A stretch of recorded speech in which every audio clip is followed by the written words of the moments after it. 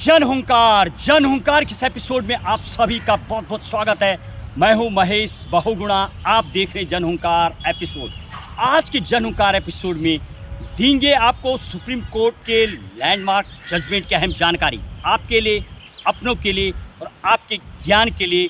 संविधान कितना है ज़रूरी, ये भी आपको विस्तृत जानकारी देंगे। और एफआईआर को लेकर के बराबर सुप्रीम कोर्ट ने अनेकों बार जो पुलिस को हिदायत देते हुए फिर एक मामला आया अगस्त में, और क्या कहा उसके ऊपर कोर्ट ने। एफआईआर की यदि मैं बात करूं, आपने अक्सर देखा होगा जब भी कोई एफआईआर करवाने के लिए आप पुलिस थाने में जाते हैं तो कहीं ना कहीं आनाकानी टल्ला बराई करते हुए नजर आते हैं। आखिर क्या है वजह, बताएंगे अपने जन हुंकार एपिसोड में विस्तृत आज। और वर्तमान की यदि मैं बात करूं, एक अहम केस को सुनते हुए जब सेक्शन 154 सीआरपीसी की धारा में, जो कि 1973 में बना हुआ कानून अभी तक चलता था, और इस साल 2025 में जो नया बीएनएसएस 2023 में जो नए कानून बने हैं, उसमें सेक्शन 173 में एफआईआर लॉन्च करने की बातें कही गई है, और इसी की हिदायत सुप्रीम कोर्ट ने दी है। एक दिल्ली हाई कोर्ट के एक फैसला, एक अहम, आप अंदाज़ा लगाइए, कमिश्नर रहने के बाद अनेक सीबीआई जैसे संस्थाओं में पोस्ट करने के बाद एफआईआर होती है दर्ज। उस केस को लेकर के बताएंगे। नीरज कुमार पूर्व में दिल्ली पुलिस कमिश्नर रहे और सीबीआई में भी डेपुटेशन पे रहे, और उनके साथ विनोद कुमार पांडे इंस्पेक्टर, जिनके अगेंस्ट में एफआईआर करवाने के लिए विजय अग्रवाल और शीशराम सैनी कई बार थानों में चक्कर लगाने के बाद भी एफआईआर जब दर्ज नहीं हुई तो पार्टी पहुंची दिल्ली हाई कोर्ट, और दिल्ली हाई कोर्ट ने दिया पुलिस को आदेश एफआईआर दर्ज करवाने का, और बताया ये आर्टिकल जो फंडामेंटल राइट है, राइट टू इक्वलिटी का पूरा हनन है।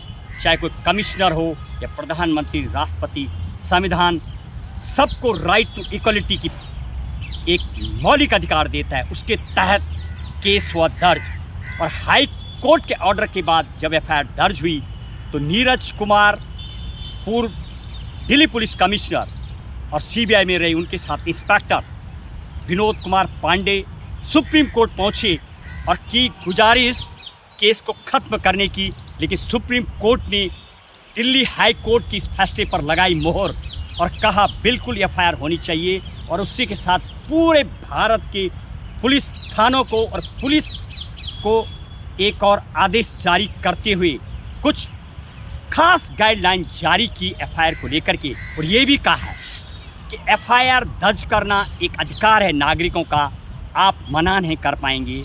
और ख़ास तौर पर इस जजमेंट के बाद तो मना हो ही नहीं सकता है।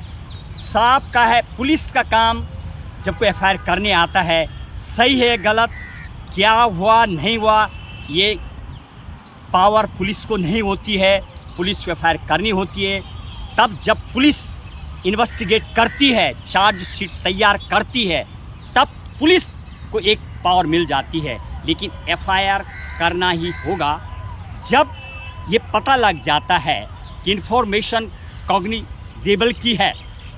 तो इसमें हालांकि अभी जो बीएनएसएस 2023 का एक्ट है, इसमें अनेक चीज़ें अलग अलग बताई गई हैं, और इस केस में ख़ास तौर पर पूर्व में भी 2006 में गुजरात के एक केस को सुनते हुए भी पूर्व में सुप्रीम कोर्ट ने एफआईआर को लेके सख्त आदेश दिया था, और वर्तमान में भी इस साल एक और केस की सुनवाई करते हुए सुप्रीम कोर्ट ने गाइडलाइन जारी की है। Police can't check the truth of credibility of informations before registering an FIR.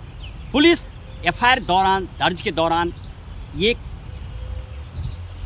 Check नहीं कर सकती कि सही है या गलत। ये तो चार्जशीट और जब जांच होगी, लेकिन फ़िलहाल एफआईआर दर्ज हो जाएगी। और अब आगे क्या होगा केस में देंगे आपको जानकारी। एफआईआर दर्ज हो चुकी है, अब चार्जशीट और इंक्वायरी चल रही है। क्या मामला लेगा टर्न, और जो फॉर्जरी, बहुत सारे डॉक्यूमेंट्स में छेड़छानी का आरोप लगाया गया विजय अग्रवाल और शीशराम सैनी के द्वारा, क्या शिकंजा कसा जाएगा पूर्व कमिश्नर और इंस्पेक्टर विनोद कुमार पांडे पर? कहीं ना कहीं जुडिशरी की बात की जाए तो संविधान की ऐसी व्यवस्था और ऐसे जुडिशरी के इंडिपेंडेंट पावर देश में है कि निश्चित ही शिकंजा कसा जाता है। तो कहीं ना कहीं यदि आप करप्ट में लिप्त होते हैं, कभी भी शिकंजा कसा जा सकता है। इसलिए कीजिए संविधान के दायरे में हमेशा काम। देंगे आपको इस केस में आगे की जानकारी, क्या आता है आगे मोड़ और क्या कहेगी चार्जशीट। बस आज के जनहुंकार एपिसोड में इतना ही। क्या कहेंगे आप इस केस को लेकर के, क्या सही है गलत, होना चाहिए नहीं? जब कोई रिटायरमेंट हो जाता है तो क्या एफआईआर नहीं दर्ज की जा सकती है? बताएंगे आप, फैसला आपका। जय हिंद, जय भारत।